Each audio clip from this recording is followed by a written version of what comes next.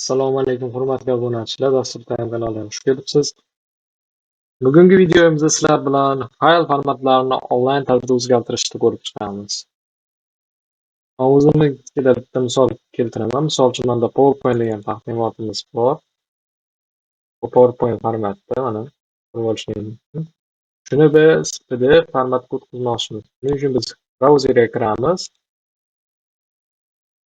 Yozamiz pptx to pdf deb. Bizga konvertatsiya qilib berilgan sayt kelib chiqadi. Convertio.co. Mana bu yerda format turibdi.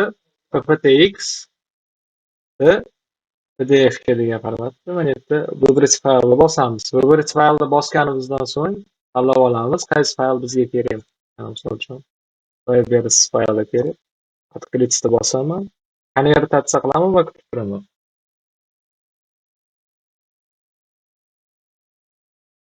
Mana bizda konvertatsiya bo'ldi. Buni skachas qilib olamiz. Mana bizda skachas bo'ldi. Buni открыть qilamiz. Открыть qilganimizdan keyin mana ko'rishlar mumkin. Bu bizga PDF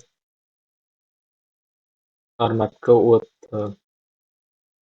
Boshqa formatlarda ham o'zgartirishlar ham bo'ladi. Misol konvertorga bosib bir marta yangilab olasiz. Tanlaysizlar. Mani holatimda bitta Word faylni tanlaymiz. Test mana. Keyin test mana o'z faylda turibdi. Mana bitta formatni tanlaysizlar. Xolasizlar mana. Asl formatlar, dokument formatlari bo'yicha o'zgartirsalar ham bo'ladi. Mana dokumentga kirsangiz mana o'zi PDF turadi. PDFni bitta bosamiz. Konvertatsiya. Konvertatsiya jarayoni bizda ketdi.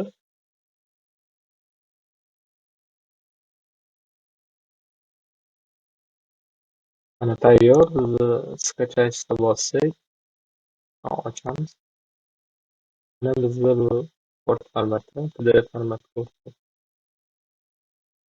Videomiz foydali bo'lgan bo'lsa, obuna bo'lib, like bosib qo'yishni unutmang. E'tiboringiz uchun rahmat.